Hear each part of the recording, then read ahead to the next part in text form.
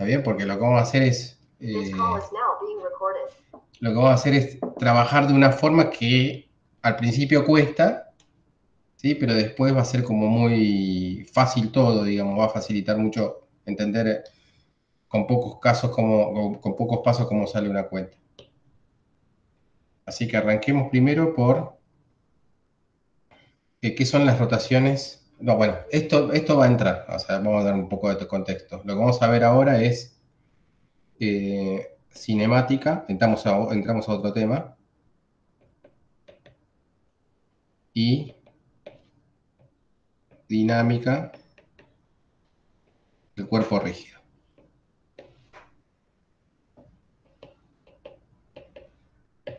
Y para entrarle a este tema, lo que vamos a ver es un montón de conceptos previos.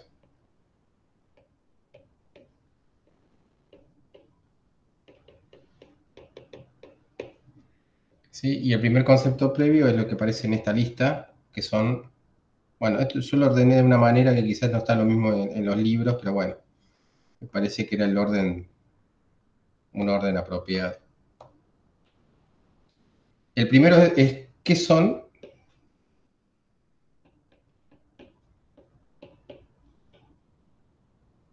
las rotaciones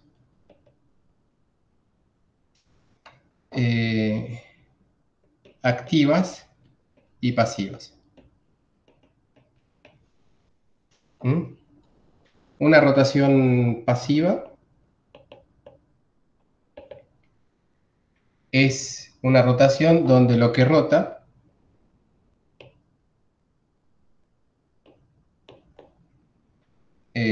son los ejes de coordenadas. Son los... sí, eje de coordenadas, sistema de coordenadas. Vamos a poner, es el sistema de coordenadas.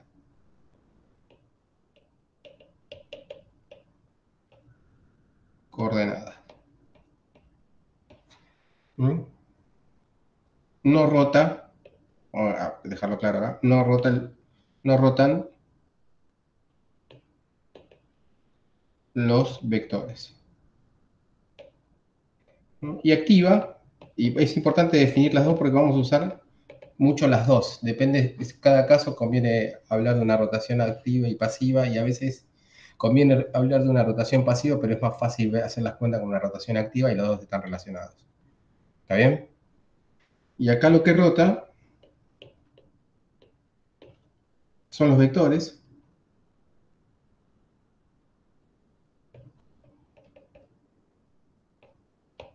Y acá no rota el sistema de coordenadas. Vamos a verlo con un ejemplito sencillo. ¿Sí? Vamos a agarrar primero, pensar en la pasiva. Tenemos un sistema de coordenadas. Vamos a hacerlo en 2 dimensiones. En 3 dimensiones es lo mismo. Tenemos un sistema de coordenadas X e Y. ¿Sí? Este sería el sistema de coordenadas original, y uno podría pensar que después de la rotación, el sistema de coordenadas ahora es... Chachán, a ver si le invoco al medio. Ahí.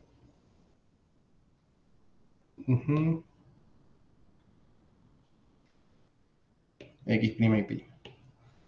¿Se entiende? Esa sería la rotación del sistema de coordenadas. Si yo tengo un vector, ese vector permanece igual antes y después de la rotación. No hay un cambio en el vector, que sería lo que está verde. ¿Ah?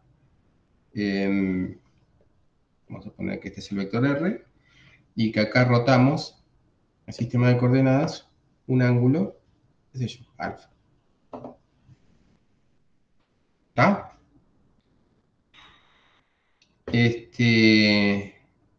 Bien.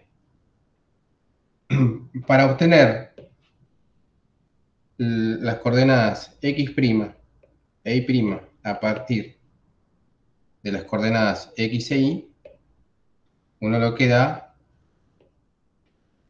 es una matriz que se llama matriz de rotación. ¿Mm? Entonces uno, como problema práctico, podría plantearse, bueno, esta matriz de rotación, si yo pongo a B, C, D. Calcular los coeficientes es cuánto vale. ¿Ok? Bueno, eso yo lo dejo como un problemita práctico para hacerlo, pero acá voy a dar una guía de cómo se obtiene, digamos. ¿Mm? Anexo 1. Obtener, ¿no? Obtener la matriz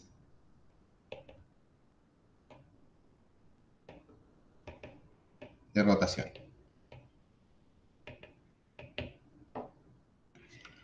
Cuando uno hace las cuentas, uno lo que va a obtener, y ahora lo voy a verificar eso, porque me puedo equivocar, esto va a ser igual a coseno de alfa, seno de alfa, menos seno de alfa, coseno de alfa. ¿Está bien? Siempre la fila de arriba, la fila de abajo es la derivada de la fila de arriba. Me parece, ahora vamos a verificarlo esto. ¿Está bien? Voy a hacer alguna verificación.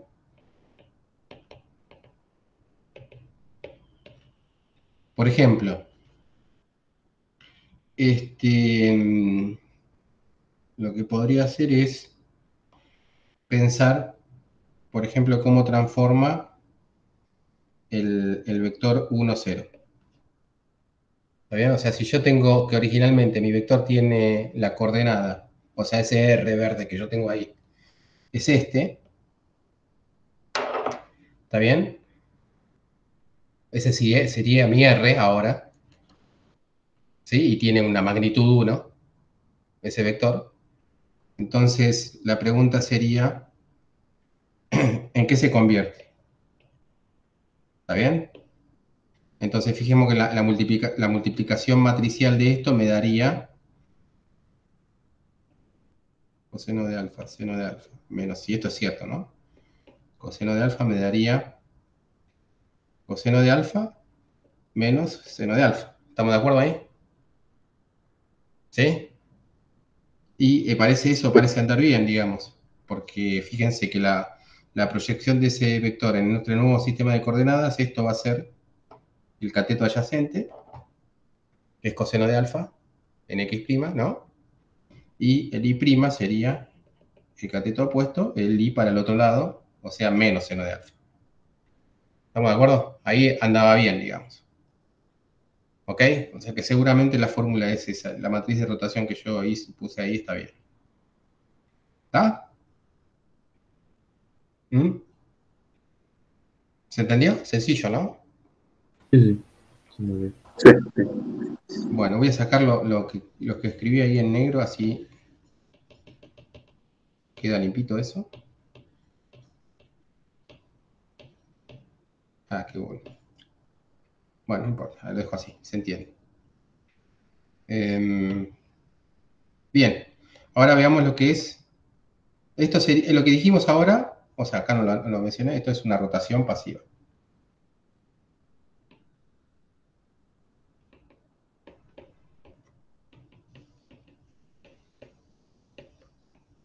Vamos a ver que son muy importantes.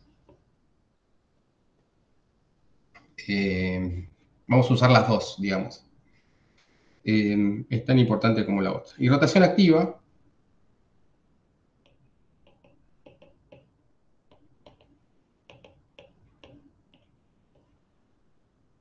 acá tenemos que el sistema de coordenadas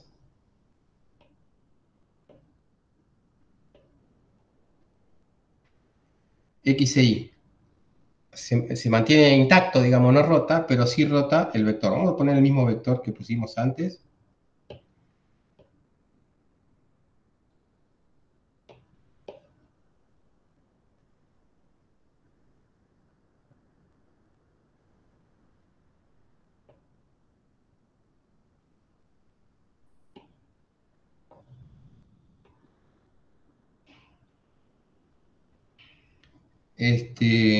Y bueno, eso vamos a suponer que rota un ángulo alfa.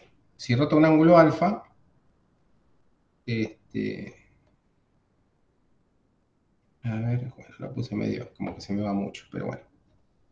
El nuevo vector va a ser este. Mantiene la magnitud y se rota un ángulo alfa. ¿Está bien? Eso sería el nuevo vector. Y ahora sí, podríamos poner R'. Entonces, nos quedaría, y va a pasar algo raro acá, porque fíjense que, bueno, tendríamos el nuevo vector, la matriz de rotación,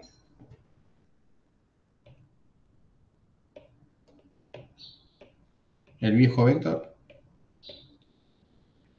¿Está bien? Averiguo por la matriz de rotación, parecerían los mismos pasos. Y acá cuando hago la averiguación lo que me va a dar es esta matriz de rotación. Es la misma que antes, pero con un signo cambiado. ¿Sí? Sería así.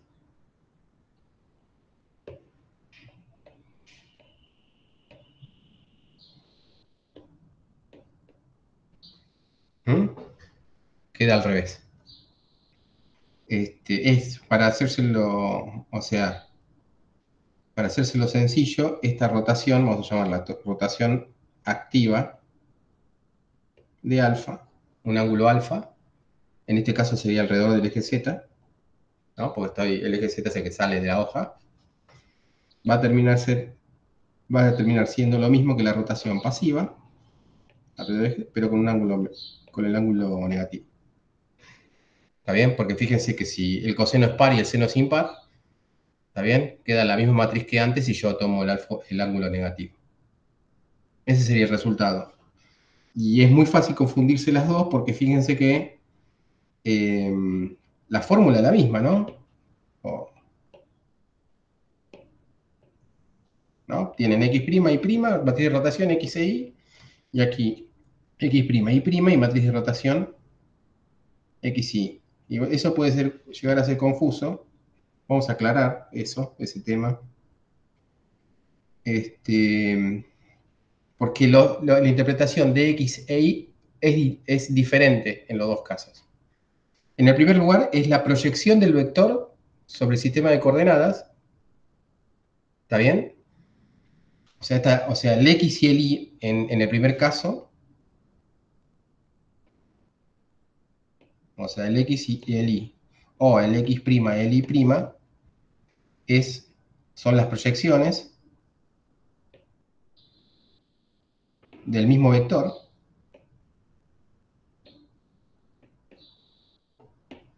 ¿sí? En diferentes sistemas de coordenadas. ¿Se entiende? Eso es lo que estamos haciendo en el caso de la rotación pasiva. Y acá, en el caso de la rotación activa, ¿sí? El X y el Y, o el X' y el Y', son las proyecciones de diferentes vectores, ¿no? En el mismo sistema de coordenadas. ¿Está bien? O sea, uno si mira es la misma fórmula, pero contradictoria, pero en realidad si interpreta bien lo que significan el X y el Y, no es contradictorio. ¿Está? Eso sería la rotación activa y la rotación pasiva. En el caso más sencillo de todos, que es una rotación alrededor del eje Z. ¿Mm?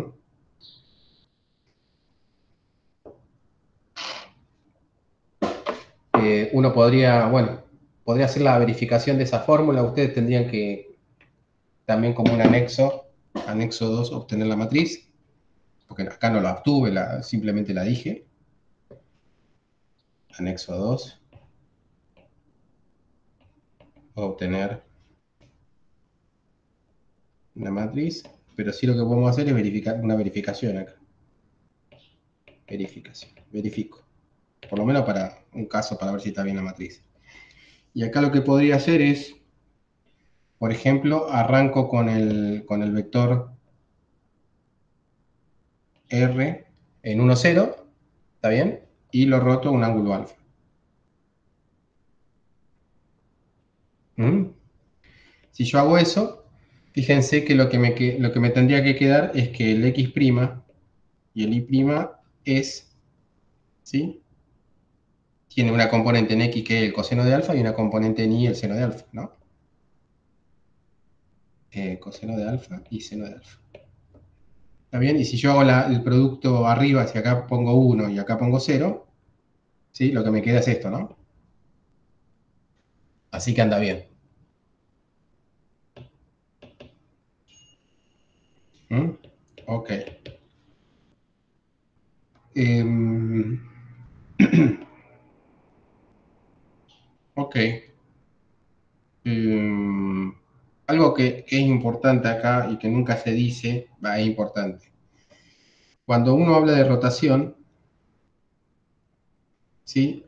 Uno lo que siempre considera, en el caso de una rotación en dos dimensiones, es, acá no estoy diciendo que el alfa se toma en sentido antihorario con respecto al semieje X positivo. ¿Está bien? Porque eso hay que convenirlo. ¿Está bien? Si uno no aclara eso, siempre en general en dos dimensiones, sin aclararlo, es por defecto, ¿sí? La rotación es siempre en el sentido antihorario y tomado con respecto al eje X. ¿Está? Ni siquiera se pone eso. Pero uno tranquilamente, si no lo especifica, podría elegir el sentido horario y cambia todo, ¿no? Eh, así que uno está suponiendo eso. Bien, eso sería el primer tema. Segundo tema. Ah, no, ese sería el primero y el segundo, ¿eh? Porque acá ya cubrimos los primeros y segundo tema. Cuarto. Bueno, acá no seguí mucho el orden, ¿no? Acá iría en tres.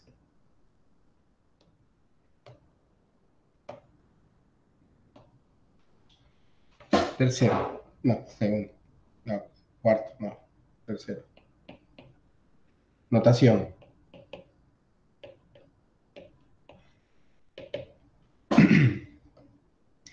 Bien. En general vamos a trabajar con vectores en tres dimensiones. No, en general no. Vamos a trabajar con eso y con vectores en dos dimensiones. Pero bueno, tomemos caso más, el caso de tres dimensiones. Uno, por ejemplo, si uno está analizando la posición, una posición X, Y, Z, vamos a emplear una notación que sea, fíjense que esto uno lo podría considerar como X por 1,00 más Y por 0,10 más Z por 0,0,1. ¿Está bien? Entonces, a mí me gustaría llevar esto a una notación que sea más fácil de manipular después, y eso yo lo puedo hacer. Puedo igualar esto que está ahí a una cosa que sea algo así, RI por I versor, ¿no? El I corre desde 1, 2 a 3. Acá hay una suma implícita sobre I. ¿Está bien? Acá podríamos poner que acá hay una suma que nosotros no vamos a poner.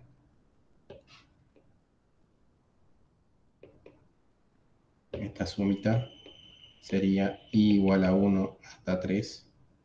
Eso no lo vamos a poner. ¿Mm? No se pone.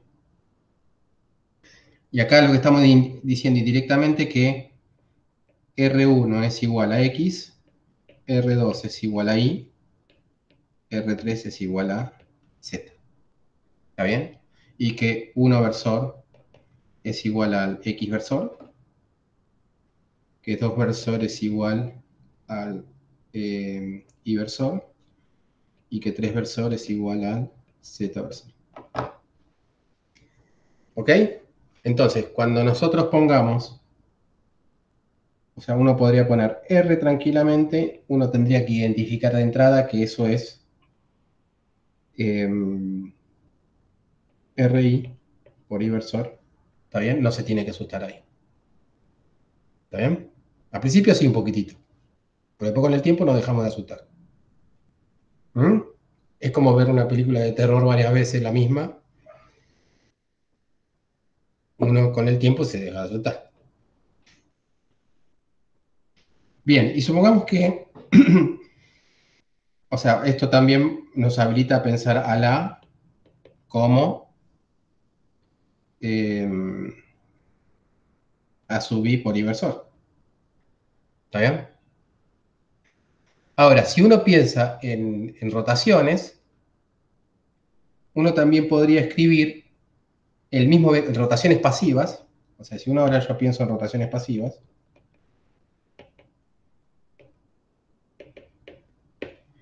¿sí? Y en estas rotaciones pasivas, el nuevo sistema de coordenadas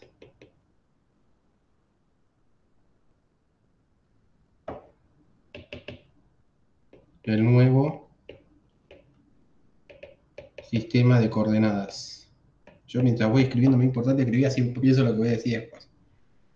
¿Sí? El nuevo sistema de coordenadas tiene versores, podríamos llamarle X versor prima, ¿no? Y versor prima, Z versor prima.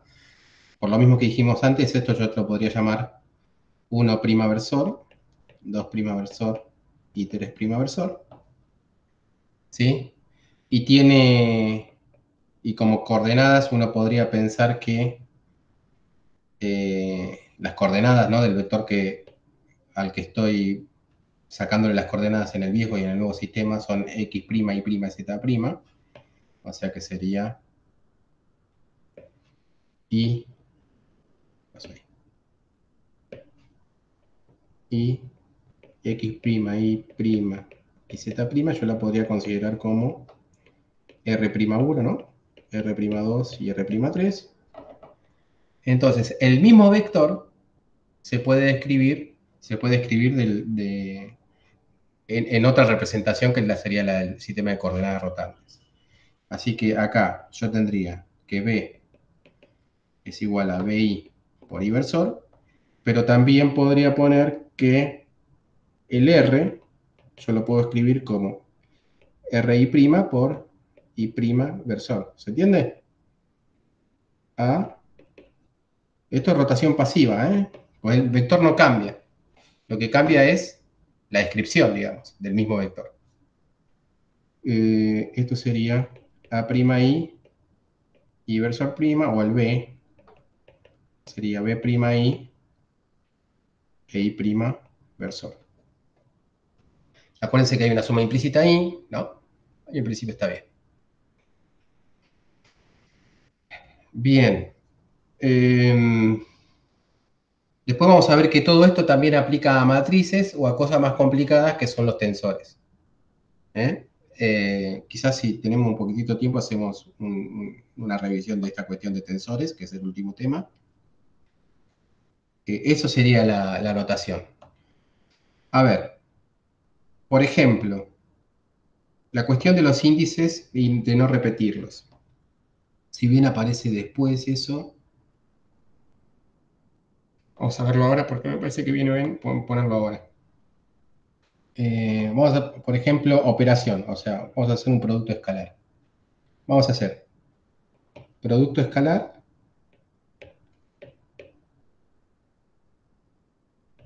y cómo en el producto escalar uno tiene que tener cuidado con los índices, ¿no? Ahora, vamos a hacer, por ejemplo, el producto escalar de A por B.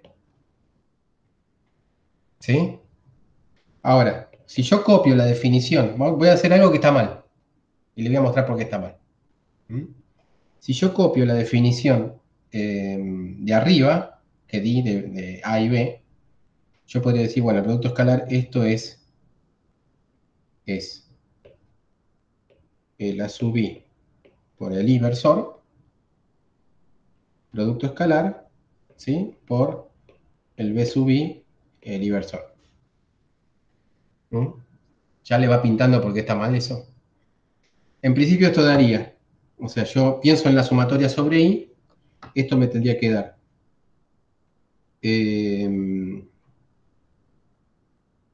A1, bueno, ahí le puse, bueno, vamos a poner todo el mismo color.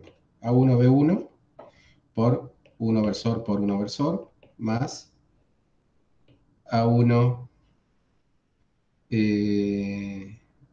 A2B2 por 2 versor por 2 versor, más, en realidad está bien lo que está dando, pero no está bien que, o sea, el resultado está bien, pero la forma de llegar a ese resultado, o sea que no es un muy buen ejemplo.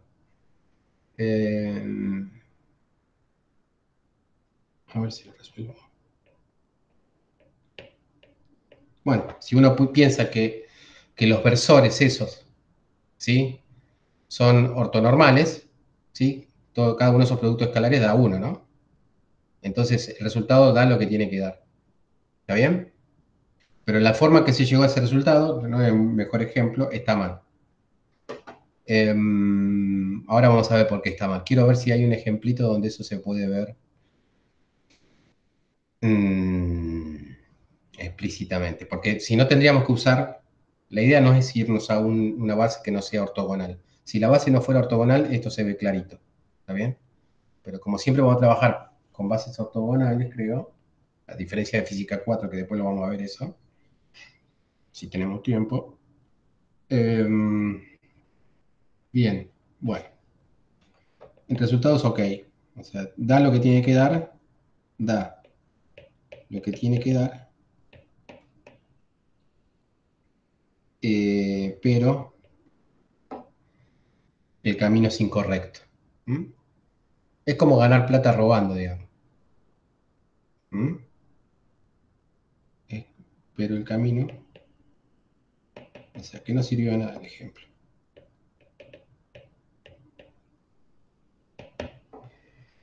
Sí, claramente, si los versores no son ortogonales, sí, no está bien eso que está dando. El camino correcto, y después cualquier cosa, déjenme pensar un ejemplito mejor. El camino correcto es el siguiente. Es cuando yo hago el producto A por B, es AI por inversor por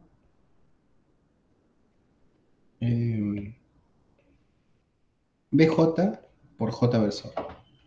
¿Sí? Los índices que se usan tienen que ser diferentes, porque ya el I lo usé para el A. ¿Está bien? Entonces, la cuenta que estoy haciendo acá va a ser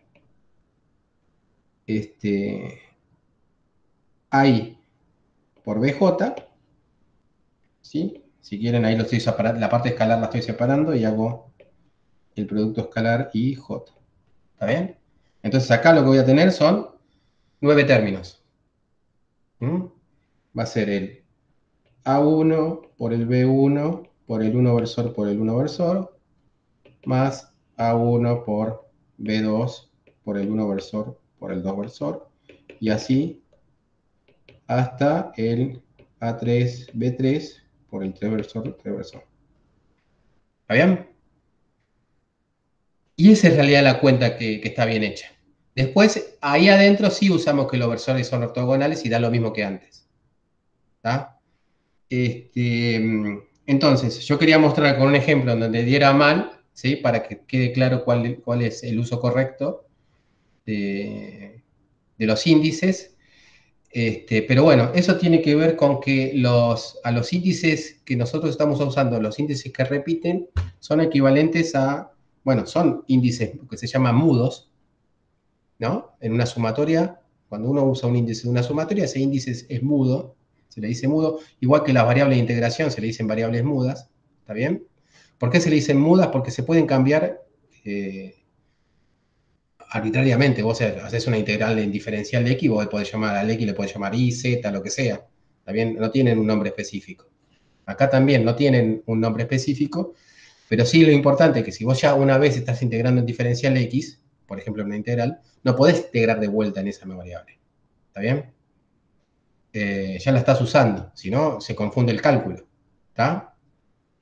¿Se entiende más o menos la idea? Aunque no me salió ¿sí? la contradicción de todo esto. Sí, sí. Sí, sí. En general no se anulan esos términos del medio. Claro, ponele que en el caso, si hubiésemos elegido una base que no es ortogonal, ahí se ve bien. El tema es que si uno elige una base ortogonal, el mismo producto escalar, ¿sí?, cambia su definición, ¿sí? Y eso lo podríamos ver, pero es más de física 4 o de una materia más avanzada. ¿Está? Pero bueno, pero sí, espero que se entienda eso. Producto vectorial. Bueno, quizás con el producto vectorial se vea mejor.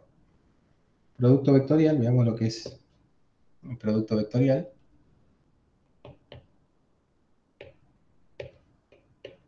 Ustedes ya saben lo que es el producto vectorial, pero nosotros lo vamos a ver desde un punto de vista más así con manejo con índices. ¿Eh?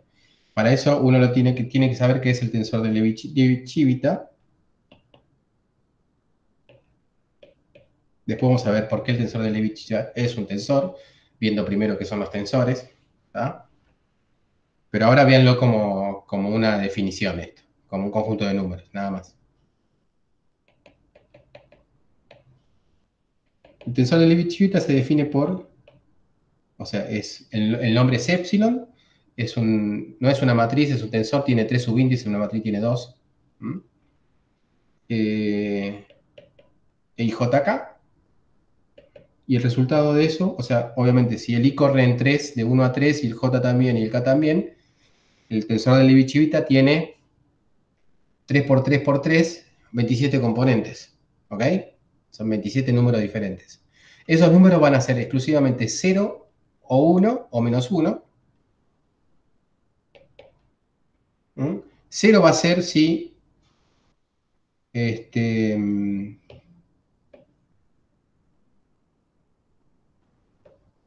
0 va a ser si se repite algún subíndice.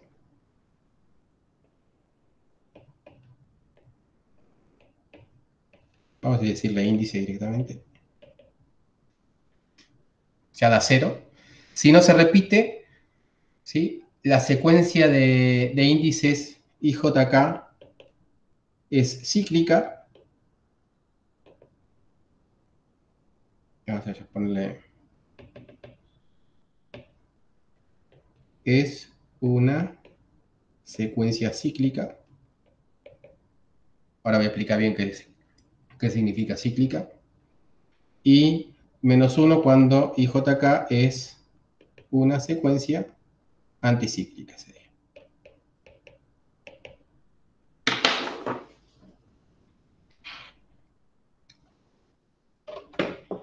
¿Sí? ¿Tienen idea de lo que es cíclico? Por ejemplo, 1, 2, 3 es cíclico. Claro, 3, 2, 1 sería anticíclico. 3, 2, 1 es anticíclico. 2, 3, 1, ¿qué es? Cíclico.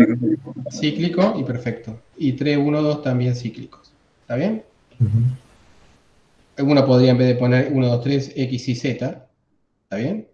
Es básicamente hablar de terna izquierda o terna derecha. ¿Está? Pero bueno, usamos los números. Ya sabemos que los números se refieren, ¿no?, a los ejes. Esto sería cíclico. Y 3, 2, 1. 2, 3, 1. Y 3, 1, 2. Ah, no, espera. Acá me confundí. 3, 2, 1. Acá me hice mal.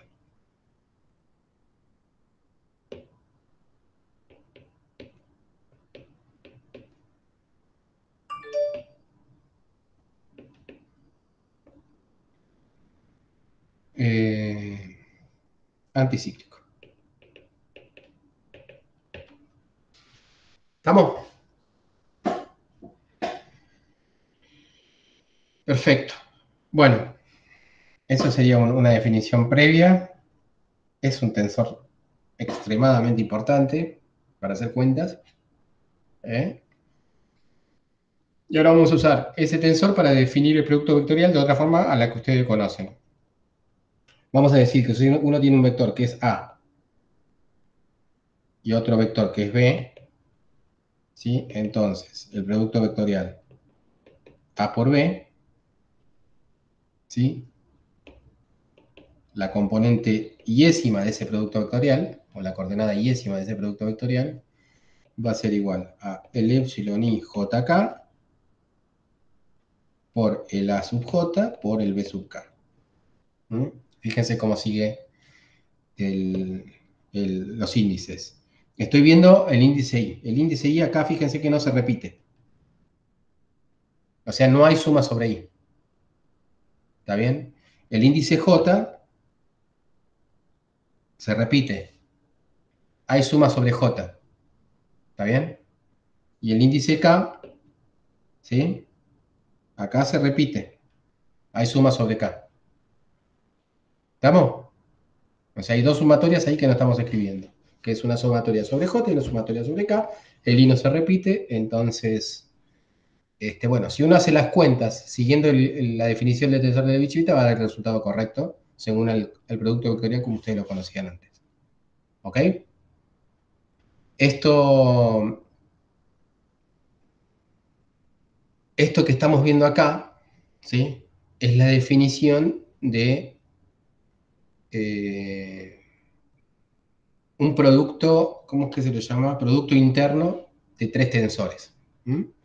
Después eso lo vamos a entender un poquitito bien. O sea, el producto vectorial acá es una contracción, se llama contracción. ¿Sí? Contracción de tres tensores, de esta forma.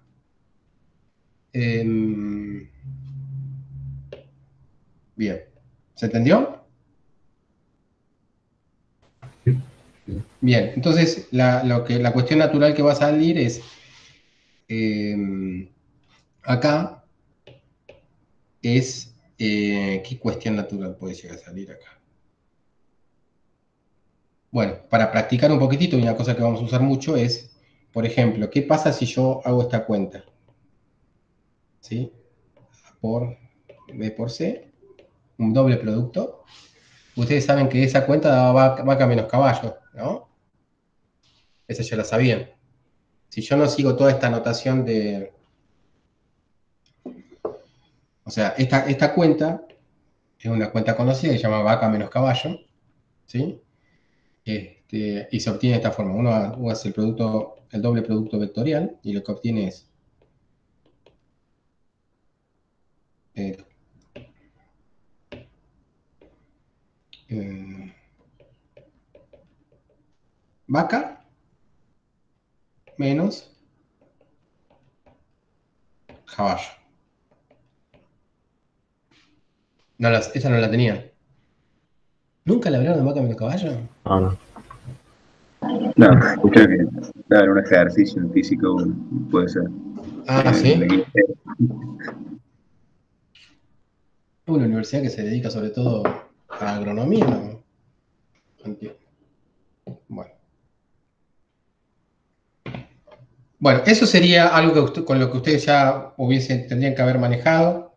Quizás la cuenta se le hicieron, pero bueno, no, esta propiedad la vieron en física 3, por ejemplo.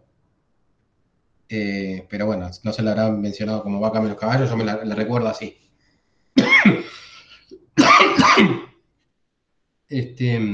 Veamos ahora cómo hacemos esa cuenta con el tensor de Levi-Civita.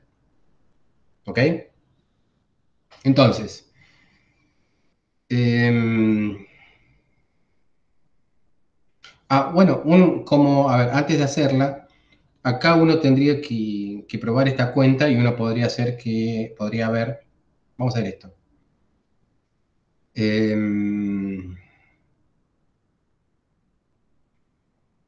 Vamos a poner anexo 3, mostrar esto, ¿no? Probar esto. Esto no digo que lo hagan, o sea, pero si llegan ustedes a tener una inquietud de dónde salen, ¿sí? Yo prefiero que le den más importancia a lo que sigue, pero si llegan a tener tiempo, pruébenlo. Pero bueno, pero para probar esto, por ejemplo, a ver eh, bueno, esto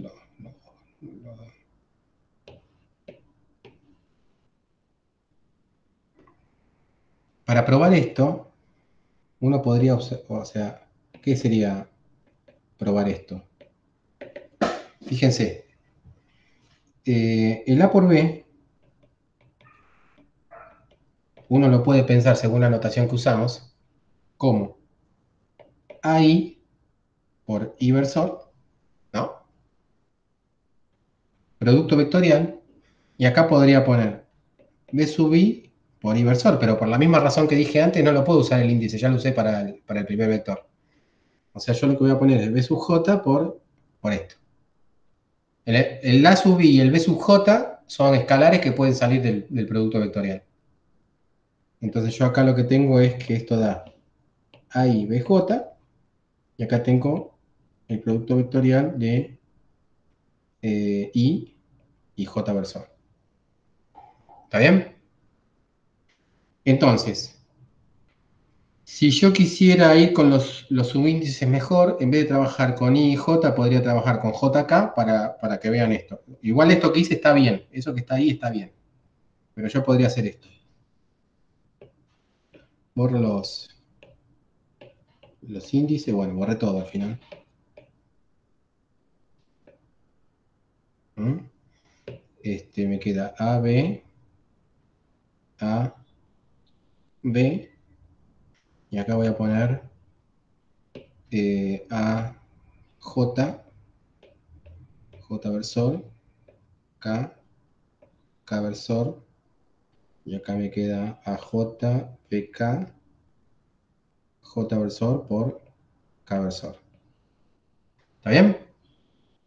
¿Por qué lo puse así? Porque si yo quiero ver la componente, eso sale a todo, ¿no? La pantalla, menos mal. Es un peligro eso. Bueno, aparecen mensajes.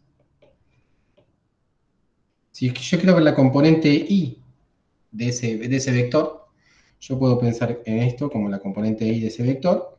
Yo puedo pensar en esto como la componente I de ese vector. ¿Está bien? Ahora, lo demás es esto que sale es un escalar. Quedaría J, BK. Entonces, J, producto vectorial, K versor, la componente I. Esto sería, bueno, acá me confundí. Esto que está acá, yo tendría que probar que es el tensor de Levi-Civita, ¿no? Porque es la definición que di. ¿Sí? Nada más que ahora aparece a la derecha, pero está bien. ¿Se entiende? Bueno, o sea, demostrar eso se reduce a mostrar que la componente I del producto vectorial J con K es el tensor de Levi-Civita. ¿Sí? Y son 27 cuentas diferentes que hay que hacer para mostrarlo. ¿Está? Pero si uno le encuentra la vuelta, lo muestra más o menos de inmediato. ¿Sí? Em,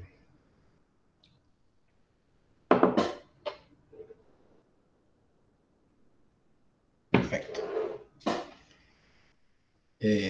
Sí, eso sería el anexo 3. Está claro que si algún índice se repite, el J se repite con el K, eso da 0, ¿no? Está claro que si no se repiten, pero si veo... Bueno, no importa. Ahí es para pensarlo, está bueno. Bien. Entonces, ya que está, aprovechemos una propiedad que también es importante de los tensores de Levi-Civita, que es la siguiente. Para hacer este doble producto, el de vaca menos caballo, pero lo vamos a hacer en el contexto de los subíndices, manejando índices, vamos a una propiedad muy importante de los tensores Levi-Civita, que es la siguiente.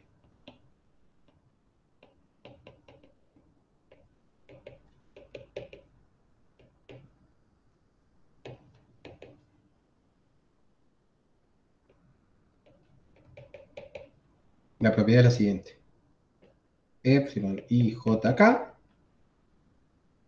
por Epsilon ILM, ¿está bien? Es igual a delta JK, no, perdón, delta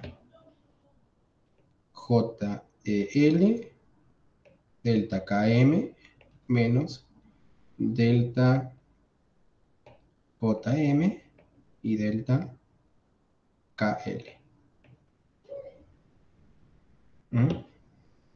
Ustedes lo ven así, van a decir, no me lo voy a acordar nunca esto.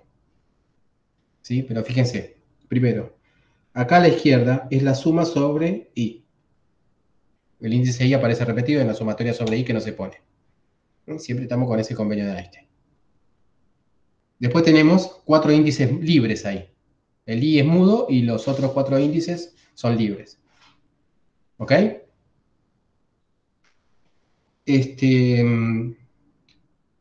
Perfecto. Cuando uno hace la cuenta, o sea, uno tendría que poder probar que esto es igual a... Y estas son las delta de Kronecker, ya la conocen las delta de Kronecker, ¿sí? Son iguales a 1 cuando los índices son iguales, ¿sí? J es igual a L, entonces el delta de JL es igual a 1, si no es 0. ¿Está bien? Bueno, pero uno tiene que acordarse de que en la primera parte, este va con este, ¿sí? Eso no es que sean lo mismo, digo, pero es acordarse para acordarse cómo van el orden de las deltas, ¿no? Y después se cruzan, ¿sí? Bueno, mírenlo bien, sáquenle una foto, ¿sí? Esto se lo tatúan, ¿sí? En la nuca, ¿sí? Y ahí, bueno, con el dolor no se lo van a olvidar más. Bien, y ahora aprovecho, bueno, suponiendo que ya no conocemos esa memoria, hagamos el producto vectorial ese. Si yo hago el producto vectorial A por B por C de esto, ahora con los subíndices, digo lo de siempre. Me fijo el subíndice I de esa cuenta. Eso me va a dar. Ahora pienso el A como el primer vector y el B por C como segundo vector. Entonces eso va a ser el epsilon I JK, ¿está bien? Del AJ y el segundo vector que es B por C.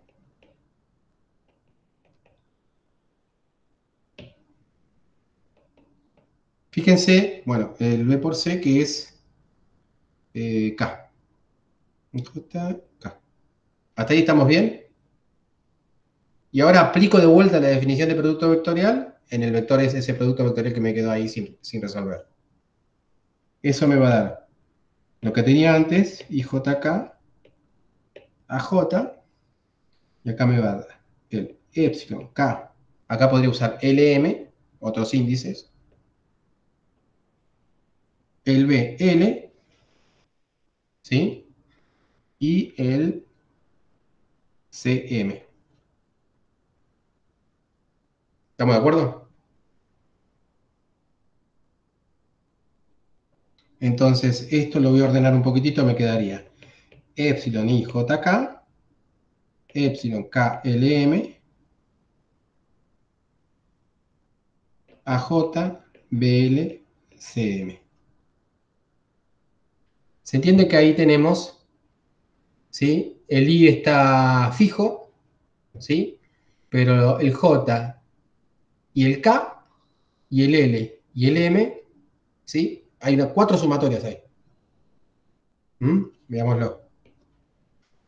Acá tenemos, a ver, primero, la sumatoria sobre J y la sumatoria sobre K. ¿Ah? La sumatoria sobre K acá, la sumatoria sobre K, la sumatoria sobre J,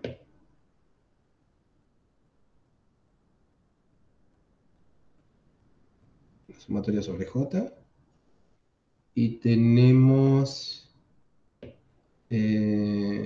la sumatoria sobre, después, sobre L, y puse rojo, sobre M, ¿está bien? O sea, imagínense que si uno empieza a escribir la sumatoria de todo esto, se vuelve loco, ¿sí? Me parecen 4 signos de sumatorias, y acá vamos a poner otro colorcito, y después tenemos la sumatoria sobre L.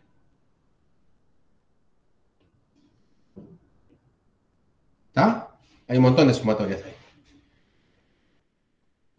Bueno, Ahora, yo quisiera aplicar la fórmula esa que yo recuadré de ahí arriba, ¿sí?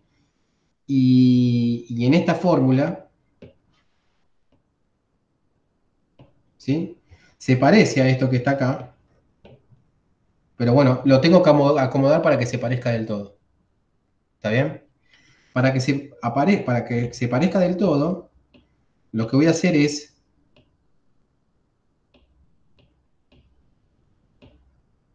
para que se parezca del todo, lo que voy a hacer es mover el K que está acá, lo voy a mover ahí, al primer lugar.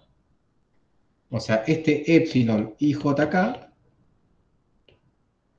voy a poner el K que está en el tercer lugar, lo voy a poner en el primer lugar. ¿Está bien? ¿Cómo? Y aprovechando el hecho de que respete la misma ciclicidad que tiene ahí. ¿Está? O sea, lo que voy a hacer es decir que esto es igual a K y J. ¿Está bien? Entonces digo, ¿cómo? El epsilon IJK es igual a epsilon K y J. Con eso no voy a cambiar el valor numérico del tensor. ¿Está bien? Entonces, eso que está ahí yo lo puedo poner como igual al epsilon K y J epsilon K LM AJ BL CM. Y ahí sí puedo aplicar la fórmula. Esto que está acá es lo mismo que está ahí arriba. Los índices son un poquitito diferentes porque el K se intercambia con el I, pero el concepto ya está. ¿Sí? Y esto va a ser igual a el primero con el primero, o sea, delta I con L, el segundo, bueno, primero, el segundo con el segundo, el tercero con el tercero, esto sería delta J M y después al revés. Delta I M y delta J L. ¿Está bien? O sea, quedaría que todo eso es igual a eso por AJ BL CM. Ahí apliqué la fórmula. ¿Me siguen hasta ahí? O sea, obviamente si la clase lo hubiese arrancado con esa fórmula de ahí, ya no hubiésemos vuelto loco. ¿Está bien? Pero si me siguieron hasta acá, no es tan, digamos, no es una película de terror, digamos. ¿Está? Listo. Entonces, bueno, esto es, aplico, ¿sí? ¿Cómo es que se llamaba? Distributiva.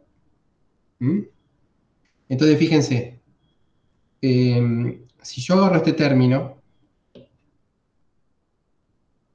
ahí me doy cuenta que eso va a dar solamente diferente de cero cuando I es igual a L. El I está sumando, el L también está sumando, ¿sí?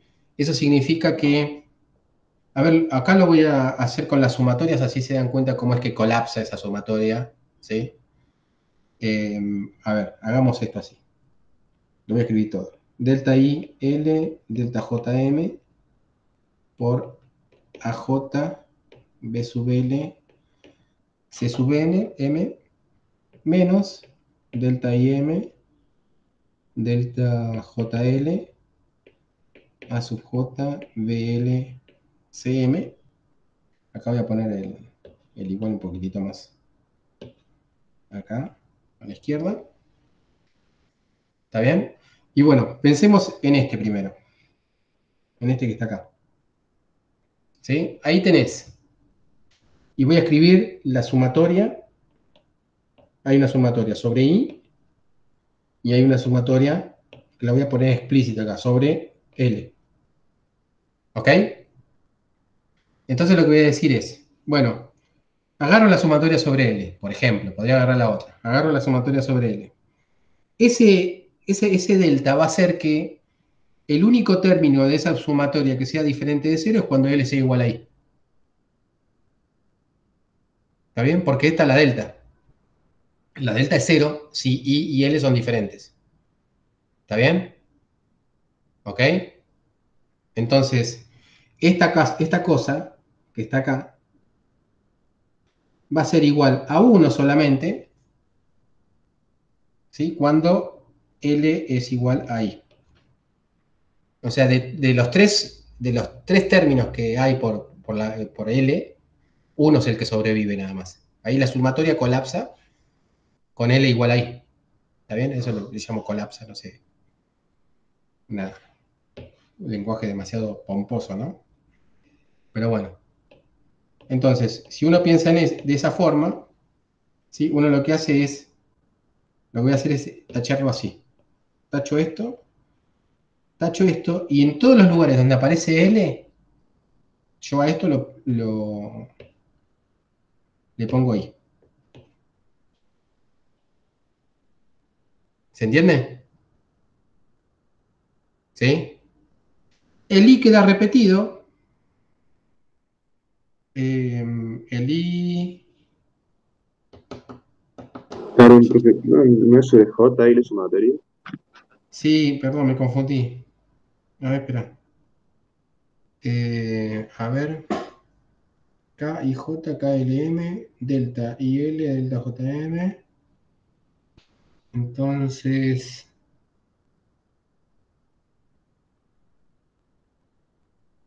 No, estoy siguiendo la primera delta. ¿Sí? La primera delta es con I, L, eso está bien. ¿Ok?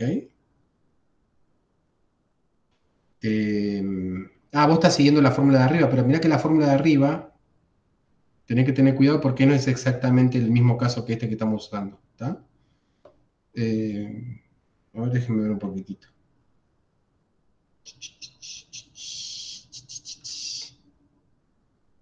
No, el I no se repite. Está bien. Entonces no dije. Perdón, acá yo dije. Acá me confundí. Esta sumatoria no estaba de antes.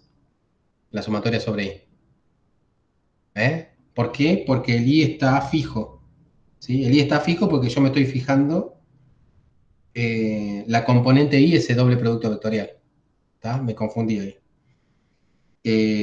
Pero sí aplicaría para el JM. ¿Sí?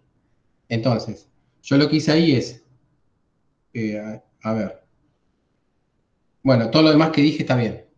¿Sí? Ahí, como el I no está repetido, está bien que no esté repetido porque yo me estoy fijando, digamos, no era un índice que no es que está mudo, sino que es el que me estoy fijando yo del producto, doble producto vectorial. El mismo análisis sí puedo hacer para el JM. Si yo hago el mismo análisis para JM, acá sí puedo poner las sumatorias. A ver. Acá pongo la sumatoria, lo voy a poner en rojito. Acá sería una sumatoria sobre el J está repetido, o sea, hay una sumatoria sobre J. ¿Mm? Y hay una sumatoria sobre el M porque el M está repetido. ¿Está bien? Ahí la pongo explícitamente. Y hago el mismo análisis. Yo qué sé, agarro la sumatoria sobre M y me fijo en ese delta. ¿Sí? Ese delta va a ser solamente diferente de 0, ¿sí? Cuando el M sea igual al J. ¿Sí?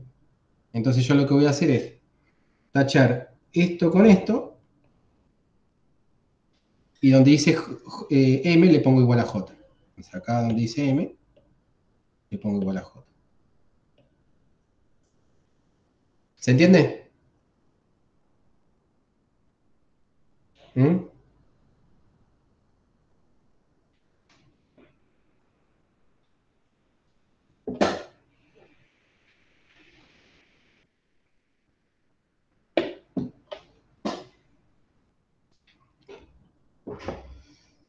Y la sumatoria sobre, bueno, o sea, esa las taché, o sea, es como que las sumatorias estas sobre M y L, ¿sí? Ya no se hacen, ¿sí? Porque la delta se usó, ¿sí?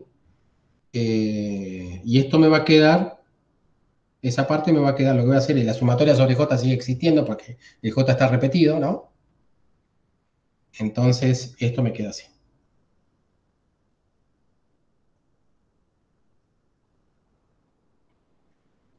¿Ok? Y hago el mismo análisis para el otro, ¿sí? Acá el M ahora es I, borro esto, y el M es I. y borro esto y el LJ.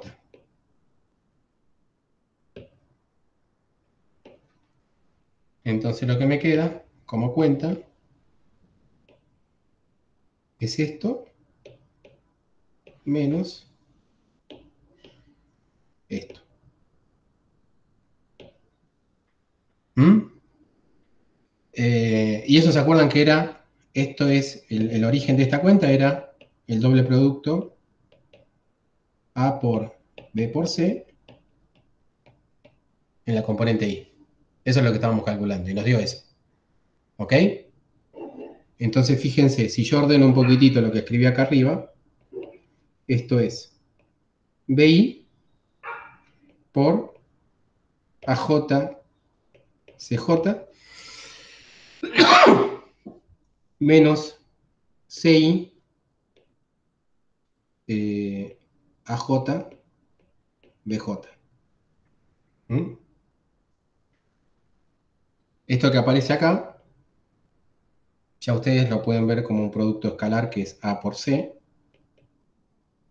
¿no? Pues se suma sobre J, sería el producto escalar. Y acá tenemos el producto escalar de A por B. ¿Está bien? O sea que nos queda que la componente I, van viendo, ¿no? Que está, eso va a ser igual a BI por A por C menos CI A por B. ¿Sí? Entonces, si uno lo hace de manera vectorial, uno puede pensar que, o sea, le saco el subíndice ahí, acá me quedaría, bueno, lo pongo de vuelta. A por B por C va a ser igual a B por A por C menos C por A por B. O sea, es la misma cuenta, nada más que la anterior era componente a componente, ahora escribo todo de una.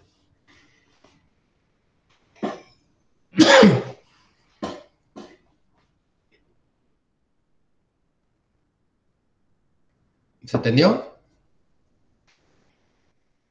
¿Mm? Es vaca menos caballo. O Sí. sea, tú de una forma mucho más complicada, vaca menos caballo, pero lo bueno de ahora es que lo hice de una forma en donde usamos herramientas que van a ser muy útiles para después. ¿Ok? Es como que estoy usando un exocet para matar a una hormiga. ¿Tá? Ese exocet después lo usamos para algo mucho mejor. O bueno, una vez que se acostumbren, ¿sí? Nunca más van a hacer producto vectorial de la otra forma, sino de este. ¿Está?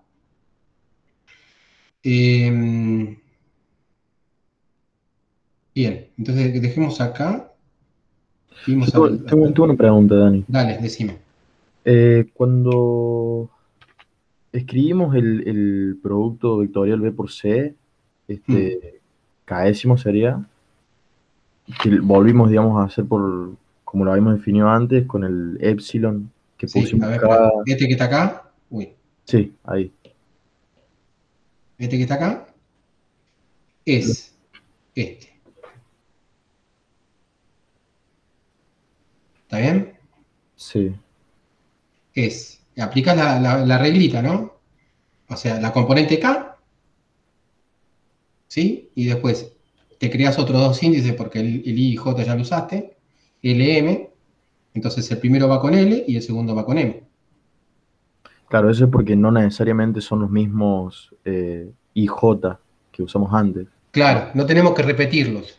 No tenemos que, o sea, caeríamos en ese error que yo dije, Ah, ¿está bien, bien? sí, En de usar los mismos índices, ya lo usamos. ¿Está? sí. Eso no es que es mágico, ¿no? O sea, uno tiene que seguir esa regla y no hace la otra. En realidad, eh, habría que ver por qué es así y no de o sea, no de la otra forma. ¿Está bien? Eso requiere una explicación. ¿Está? Pero bueno, primero, por cuestiones de tiempo, digamos, o déjenme pensar algún ejemplo en donde eso no se dé, eh, y lo vemos de otra manera. Pero por ahora, créanme, ¿está bien? Una vez que lo usaste, no lo vuelvas a usar. ¿Está? Sí.